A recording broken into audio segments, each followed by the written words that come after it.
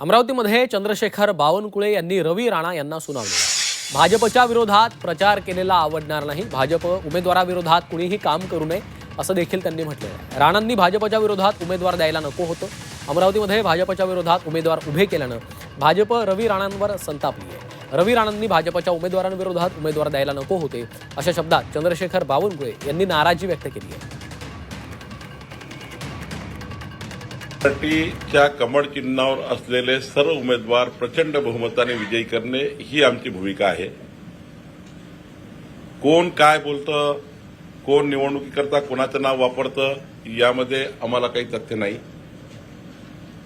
शेवटी भारतीय जनता पार्टीचे सर्व नेते कार्यकर्ते एकसंघ राहून भारतीय जनता पार्टीचा उमेदवार निवडून येणार आहे याकरता प्रयत्न करणार आहोत।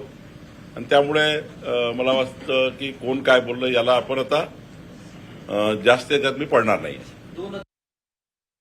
या विषयावर फोकस न करता अमरावतीच्या विषयावर तुम्ही फोकस केलं पाहिजे। आज अमरावतीच्या विकासाचं एक विजन तयार होते आहे, त्यावर काही सूचना आपण देण्याची माझी विनंती आहे। मी वारंवार सांगतोय, कुठल्याही वरिष्ठ कनिष्ठ मध्यम कार्यकर्त्यांनी भारतीय जनता पार्टीचा कार्यकर्ता जिकडे उभा आहे त्याच्या विरुद्ध कुठलाही प्रचार करू नये। त्या कार्यकर्त्याला निवडून आणण्याकरता तन मन धनाने मदत केली पाहिजे। शेवटी कमळ आहे आणि कमळाविरुद्ध केलेला प्रचार हा कधीही कुणाला मान्य होत नाही। किती मोठा व्यक्ती असेल, देशातला, राज्यातला, ग्रामीणमधला, शहरामधला, तो कधीही कमळाच्या विरुद्ध प्रचार केलेला कुणालाही मान्य नाही, ते मान्य होतही नाही।